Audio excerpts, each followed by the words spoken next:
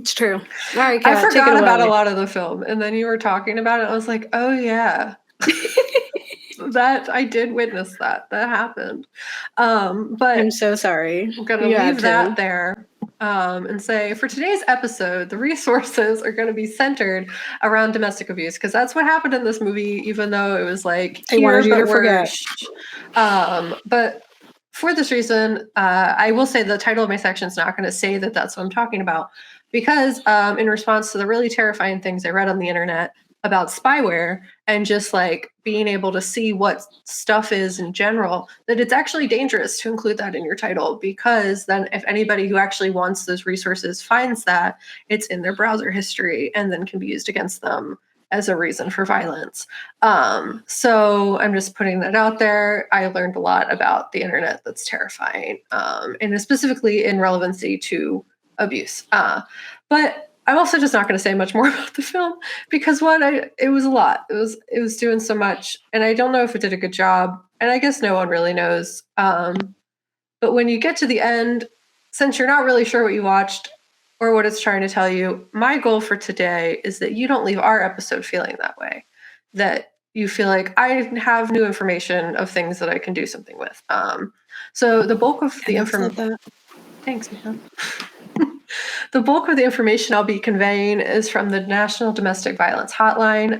You can reach their services online at thehotline.org, which I believe they call it the hotline.org for the exact same reason that I listed above. And they also list active ways you can like click out of the website in case you're worried that someone is tracking your browser history. But they can also be reached at a phone number of 1-800-799-SAFE. Which is 7233. So 1-800-799-7233. You can also text their services by texting 88788 and texting the word START. A big piece of recognizing whether or not these resources may be useful to you is through learning about the different kinds of ways that abuse takes place and recognizing that abuse is way more than just physical.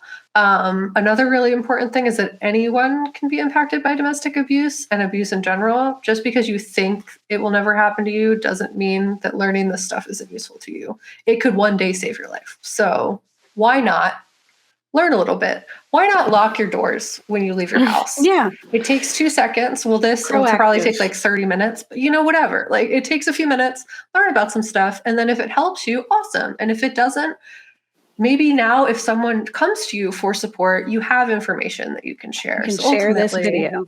Exactly. Or you can just have this in your brain and then share it also. But essentially recognizing the signs of possessive and controlling behaviors is something that this website outlines. And they really go on to say like many abusive relationships don't start that way. It's kind of like testing boundaries. And the smaller behaviors stack until you're in a situation you don't want to be in, until you're in a situation where you are no longer safe. And apparently, in fact, many abusive relationships can start out appearing very positive and loving. In the early stages, many abusive people present themselves as ideal partners. It's kind of like that crab or lobster analogy, in that you start in a nice, comfy pool of water that's very pleasant. And then slowly it starts to boil, and you don't realize you're being cooked alive until it's too late. So the National Domestic Violence Hotline makes a point of highlighting that every relationship is different and domestic violence doesn't always look the same. Most, but not all, start with the abusive partner trying to establish some variety of trying to gain control over their partner using different methods slowly over time. And there's also like a lot of like cultural context that is different, of course, all humans. So like relationships can look different for everybody. And just because one person perceives something as abuse, that doesn't necessarily mean it is 100% abuse. There are like differences across the board. There are certain things that are unequivocally, like you cannot deny that they are abuse, but there's some things that there's layers to it. So like when you're trying to recognize abusive behavior, like love bombing is considered that, where you're like really affectionate and emotional up front. But that's also, there's like layers to that too, because there are just different kinds of relationships that do genuinely develop that way. And everything isn't always a red flag. It's just, you should be aware of what red flags are so that you are preparing yourself in the eventuality that that could take place. And if it isn't a red flag and you find out you're just in a nice, wonderful relationship, fantastic. That's what I want for literally all humans. But if it helps you notice the progression into something more dangerous, then that's also amazing. And you are preparing yourself to save yourself from the situations. So on their website, they show the common signs of abusive behavior in a partner, which include telling you that you never do anything right, showing extremely jealous behavior of your friends or any time spent away from them, preventing or discouraging you from spending time with friends, family members, or peers, insulting, demeaning, or shaming you, especially in front of other people, preventing you from making your own decisions, including about working or attending school, controlling finances in the household without a discussion about it, including taking your money or refusing to provide money for necessary expenses, pressuring you to be able to have sex or perform sexual acts you are not comfortable with, pressuring you to use drugs or alcohol, intimidating you through threatening looks or actions,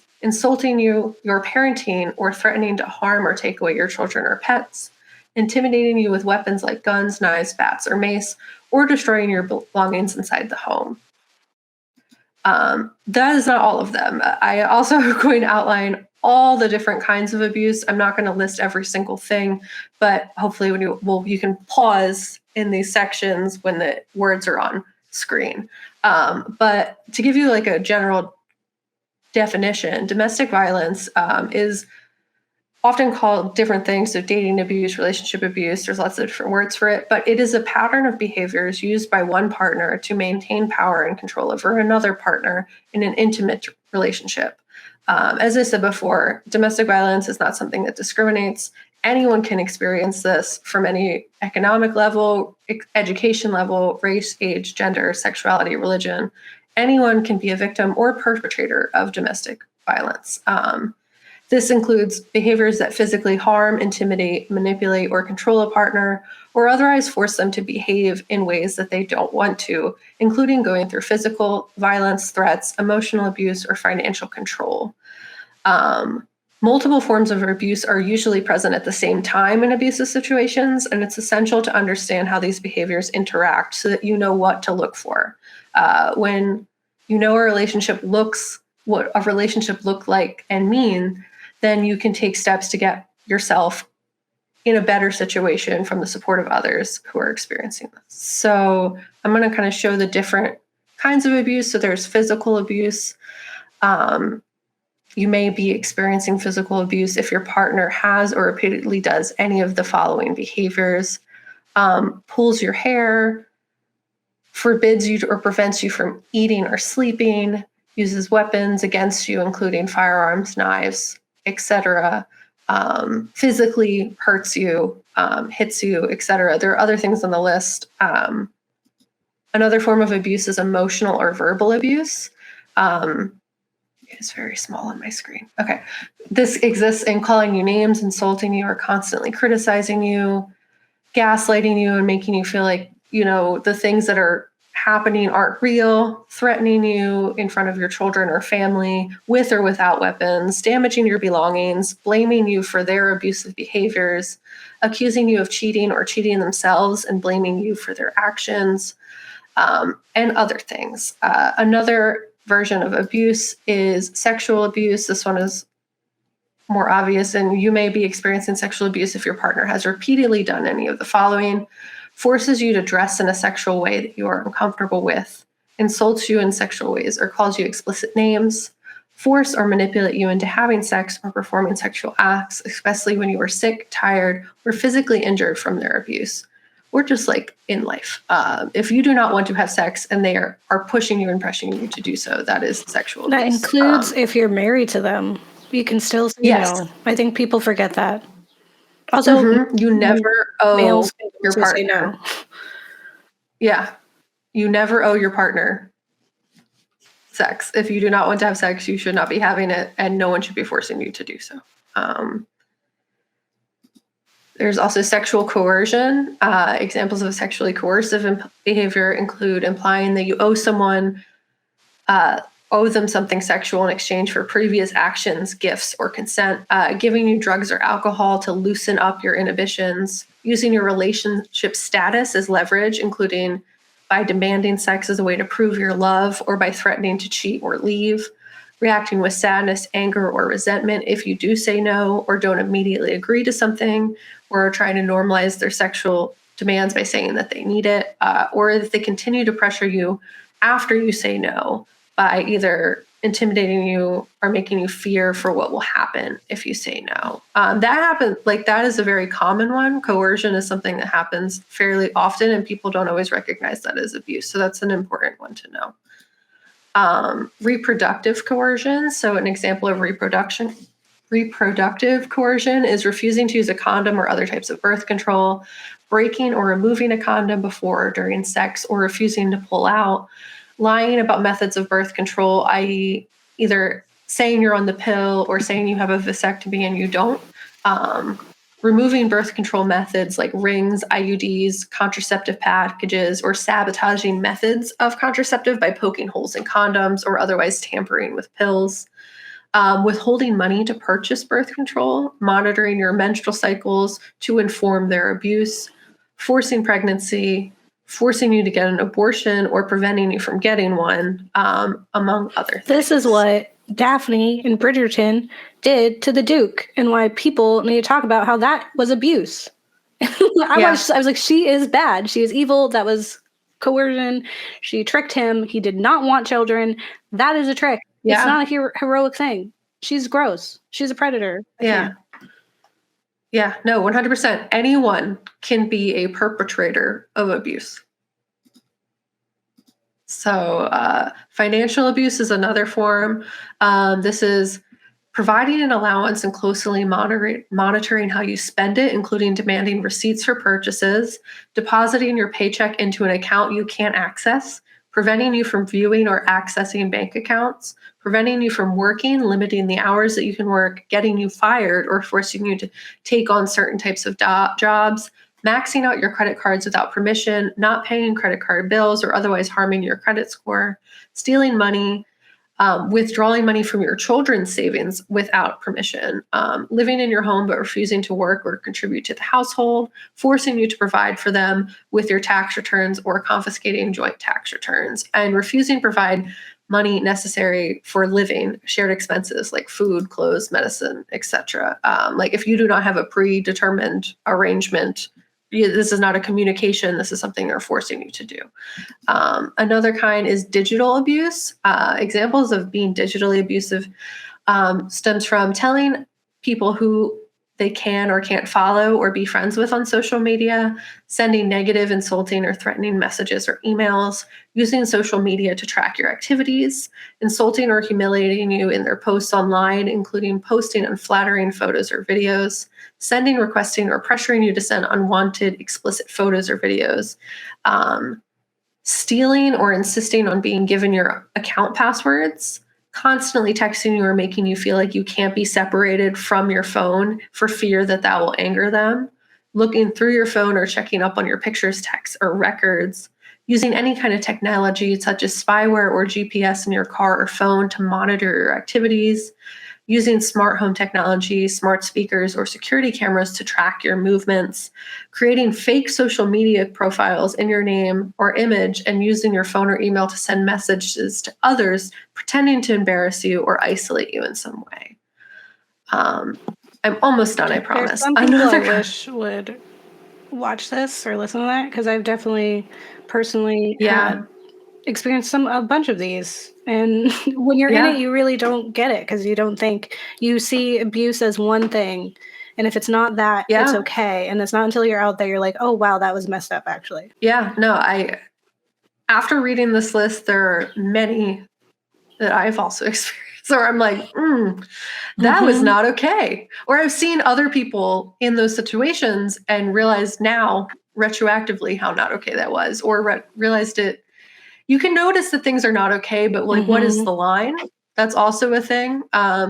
These things should also be a line. That's something that we're learning through going through this. Another one is digital abuse comes with its own things to consider and stipulations to consider. There are some things that there's a kind of just like the recommended guidelines for this. So it says you should never share your passwords with anybody. You should never have or send explicit pictures, videos, or messages that you're uncomfortable sending. The internet saves these things forever. That's just something very important to know. It's okay to turn off your phone and not respond to messages right away. You have the right to your own privacy. Be sure to tell people. Be sure that the people who might need to reach you in an emergency still have a way to, but you have the right to turn off your phone in order to clear your mind. Know and understand your privacy settings. Social media platforms allow you to control how their information is shared and who has access to it. These settings are often customizable and may be found in the privacy section of the website. Be mindful in checking in places online. Specifically, Snapchat has a feature that's really concerning with this. You can track people's location through Snapchat, and you have to manually deactivate that. And it genuinely is scary. Or if you check in on photos on Instagram, people can track that. So you really just have to be mindful of how you're sharing your location. And another kind of abuse is stalking. So common examples of stalking include showing up at the home or workplace unannounced or uninvited, sending you unwanted text messages, letters, emails, and voicemails, leaving unwanted items, gifts, or flowers, calling you and hanging up repeatedly, using social media or technology to track your activities, spreading rumors about you online or in person, waiting around at places you spend time in the hopes to see you, damaging your property, hiring a private investigator, etc. There's also just things that I learned in general about internet safety that were really concerning, and things that I genuinely did not know. So this website also outlines to remember the ways your computer can be monitored. So your computer and cell phone can be monitored without you knowing. Your history apparently can never be completely erased from your computer or device, even if you browse in private or incognito mode. Email can be intercepted like physical mail. Global positioning systems, GPS trackers, can be placed on your car or items like your purse or cell phone without your knowledge.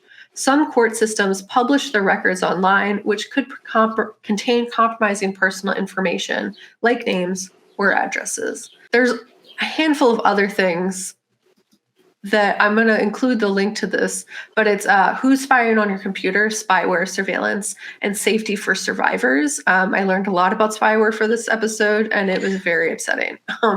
Spyware has made it easier than ever before for perpetrators to stalk, track, or monitor or harass their victims. Abusers, stalkers, and other perpetrators can now use spyware to secretly monitor what you are doing on your computer or handheld device, like a cell phone. If you suspect you are being stalked or monitors, be aware that attempting to look for spyware on your computer or cell phone could be dangerous, since the abuser could be alerted to your searches immediately. Use a safer computer, one that a stalker does not have remote or physical access to perform internet searches or send emails that you don't want your abuser to intercept. Specifically, libraries are a great location for this.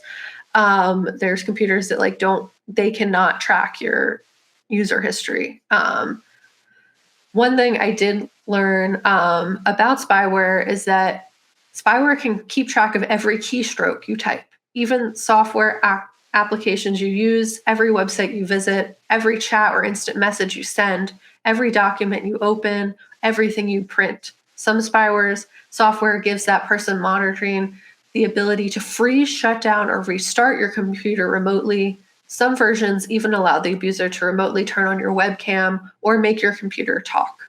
Once spyware is installed, it can run in stealth mode and is difficult to detect or uninstall. If a person who installed it has physical access to your computer, he or she can log into your computer with a special password to see all the computer activities, emails sent, documents printed, etc., since their last login.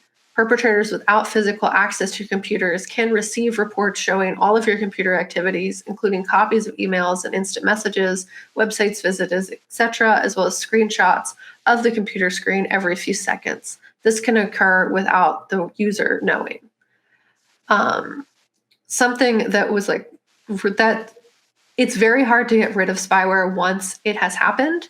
And detecting the spyware can be a dangerous thing for the person who is being abused. So it's important to recognize that if you have a gut feeling about this, it's okay to go with that gut feeling, because if the abuser catches on to the fact that you're getting smart about this, like you are aware of what's happening, that could instigate violence. That's something that they warn against a bunch of times on their website. And apparently, it's just very difficult to get rid of spyware. The best recommendation is to have, and this is just like behind a paywall, which is really unfortunate, but is to have like a secondary device, even if that's like you pay for the minutes kind of phone, even if it's that you have a computer somewhere outside of your house that you use, where you can send safe information. Another way to prevent these things is to start to like actively know this information now. If you are not in a situation where you were being abused, in the eventuality or possibility that you could in the future, if you just have this in your wheelhouse of tools, you are way more likely to be aware of what's happening. One, in order to prevent it, but also to like know what to do if the time comes, or know how to advise someone just you care acknowledge about that the if the world time is a comes. dangerous place. And it's like, there's lots of people who don't see the world as an awful place, and that's wonderful that they can exist that way. But also, it doesn't change the fact that it actually is an awful, and that it may be a good place right now for you, but one day it might not be, and it's good to prepare for that eventuality. I'm not trying to like be doom and gloom. I'm not trying to make people be paranoid or actively upset all the time or like feel like they're always in danger, because that in and of itself is a very intense form of stress, that is not healthy. Stress is not good for your body, but it is good to like have information so that, God forbid, you end up in a situation like this, that you have information on what to do. So something that you can do if you currently are in a safe situation, or even if you are not, there's something called a safety plan that they offer on their website, that I've attached screenshots for. But just to give you an idea of what a safety plan is, it's a plan that is a set of actions that can help lower your risk of being hurt by your partner. It includes information specific to you and your life that will increase your safety at school, home, or other places that you go on a daily basis. To make a safety plan, there are online resources that offer interactive safety planning tools that you can print and that delete your information within 24 hours, like from the internet entirely. I also say take that with a grain of salt. That's why I kind of highly recommend doing things manually, even though it is less convenient. But essentially on this website, you can access a safety plan document that you can print for your resources. For a safety plan to work for you, the information you fill out must be honest and accurate. Even just having this information of things you should be thinking about or questions you should be answering is useful, even if you don't have the context for that now. So in filling out a safety plan, there is a few steps they offer on their website. You kind of fill out one, where you live, what your education level is. That part was the part that I was like, this part is like not super useful, maybe like for data collection. But once it gets more into the details, you get to understand where this could become really useful. So it kind of ties into like, who knows about your relationship? What word or phrase can you use on a phone call to indicate danger, or either through text messaging, verbally, or instant message, that is inconspicuous enough to not alert anybody, but is like, you can indicate that you are not safe just through a quick word or phrase that someone you care about can know about, as a call to action to either help you or put services in place to like get you into a safer location. During times when you are home alone, who can you stay with when you don't want to be alone? If you're not comfortable being at home, where else could you go to stay safe? If you need to leave your home in an emergency, what is a safe public place you could go to? If you need to leave your house quickly, which items do you need to take with you, and how can you prepare for that eventuality? Have like a go bag, have like some of these items just always in your purse or bag or whatever you carry with you, backpack, including identification, cell phone charger, medication, cash, ATM card, house keys, change of clothes, comfortable items, baby supplies, copy of protection, restraining orders if you have those, child's birth certificates, health insurance card, or other. It continues, if you need to avoid seeing your partner on your way to or from class, what route can you take to get there safely? Have you told someone, if this is like specifically if you're at school, have you told someone on campus about your relationship? Who can you spend time with in between classes so that you are not alone? If you need to leave school immediately, who can you call or meet to pick you up? For a job, if you want to avoid seeing your partner on your way to or from work, what route can you take? Have you told someone at work about your relationship? Does your partner work at the same place? If you need to leave work immediately, who can you call to come pick you up? Technology, do you have and use a cell phone? Has your partner ever checked your outgoing calls, text messages, or browser history on your cell phone or computer? Do you use social networking sites? Has your partner ever sent you an abusive email, text, or voicemail? Have you shared passwords online accounts with your partner? Does your trusted friend or family member have access to your online accounts? Has your partner ever pretended to be you online? And have you ever sent your partner private photos of yourself? For your partner, who could you call or text to let them know where you are going with your partner? So it's like if you're going to a place in the middle of nowhere, like in the Fresh movie, who can you tell to make sure that they know your location? If you are stranded and need a ride home, who can you call to pick you up or meet you? What word or phrase can you use as a code in a phone call or text or instant message to ask a family friend to call for help without your partner knowing? And if you decide to end your relationship, where can you do it safely? Whom can you call to talk about it with afterwards? Emotional support. Does your partner say or do things that make you feel down on yourself? What are some activities that you enjoy doing? When you are feeling down, whom can you call to cheer you up? Does your partner threaten to reveal information about you in a hurtful or embarrassing way? Who could, this is for your children, who could watch your children if you are in need, if you're in an emergency? Does your children know how to call 911? What word or phrase can you have as a code between you and your children to let them know that they need to run and call for help? Where is a safe place your children can go when you are in danger?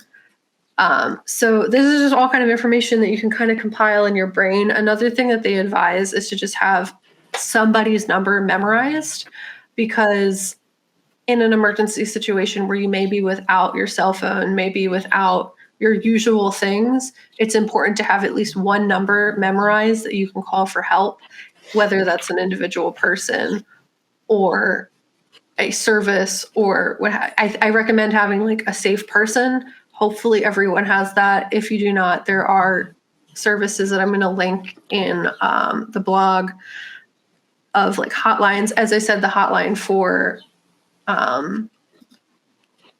the website is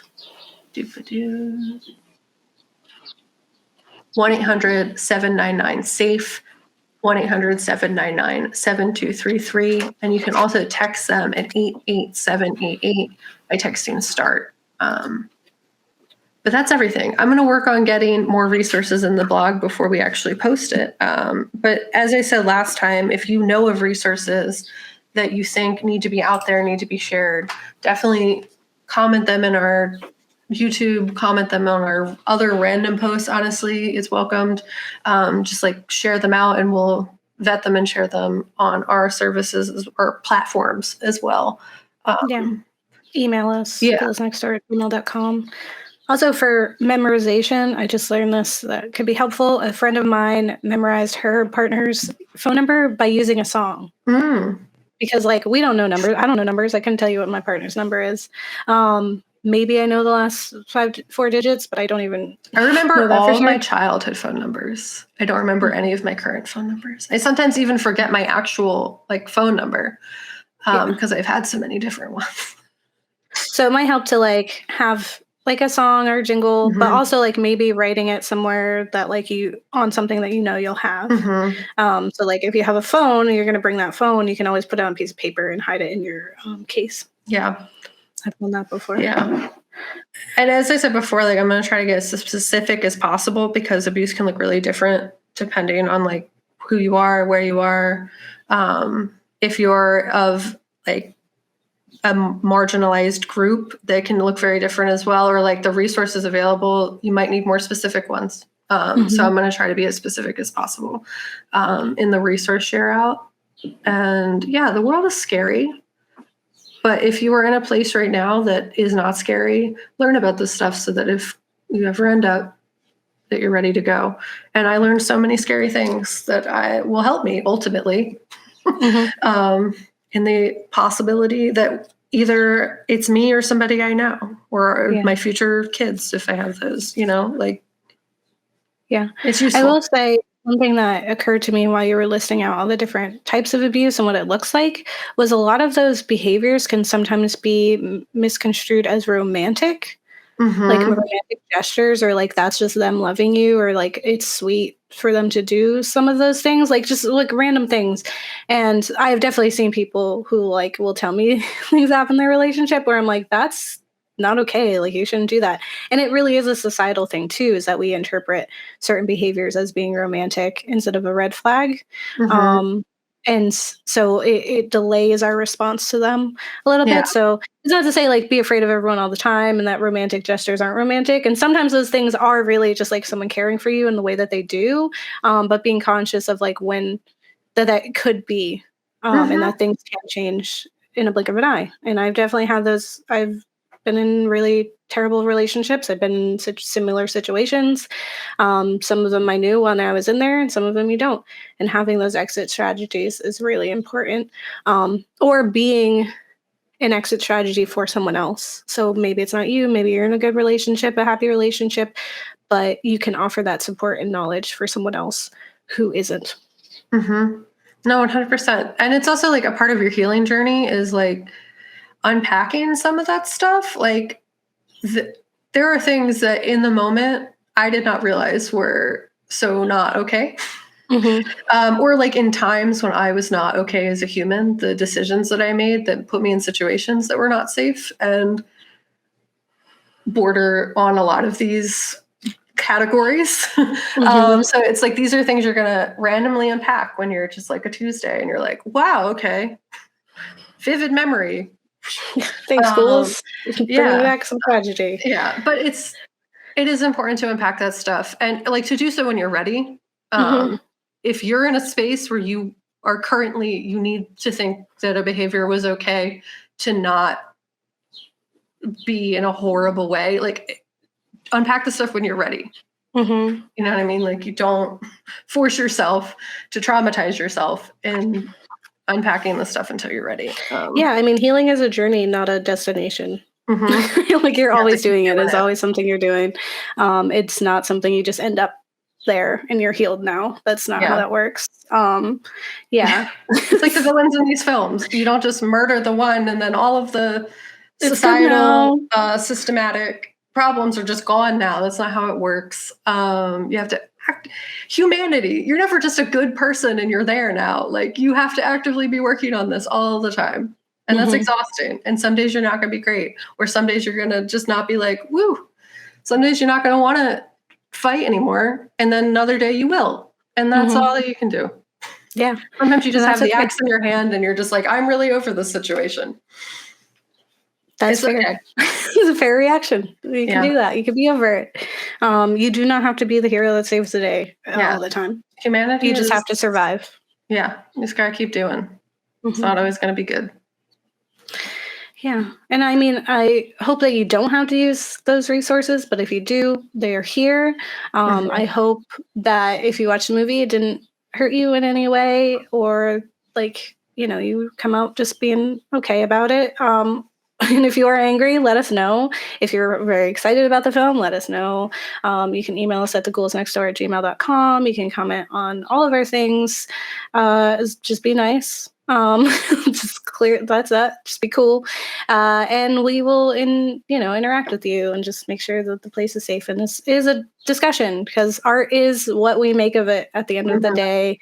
And so you should be okay and open with your work being criticized, and we are. So if you have things to say, we'll hear them within reason. And also like last thought. Some of these things, not every single one of those things individually, like everything is open to ambiguity. So like if your partner does one of the things on this list, it's not necessarily that they're an evil, abusive person. They could be 100%, but you have to like realize and recognize like what that is personally for yourself and explore it that way. Like just like you can have traits of a disorder, but you don't have the disorder unless it is actively negatively impacting your life. Humans are complex. If it's okay for you, some things are blatant and overt abuse, obviously those things, but like little things, it is your life. Yeah. You don't have it's to break also up helpful with to someone look. that's nice to you, like you know what I mean. Like it's also helpful to look and think if you are doing any of those things as well. Like I was listening to those things and I was like, oh, I was also toxic. I know that I was also toxic in life. So it's understand that they're like these are two-way streets oftentimes, which is one of the, we will not get into it, but one of the big problems I have with like the Johnny Depp Amber Heard trial, that it's very complex a lot of the times, and you got to look at yourself too. You might be doing some of those things and not know. You might think they're romantic, or you might think that you're just doing what you got to do, and you might be hurting someone. So systemic. It's ingrained in every single part of our society. So anyone, any person that exists on this planet could either be a victim of or a perpetrator of abuse. So So on that shiny note, on that lovely note, which is what this film was, it left you similarly, but hopefully ours leaves you with like, you want to go do something about it. You want to change the world and be a good person, because I love doing that. So don't get married. Slay your kids.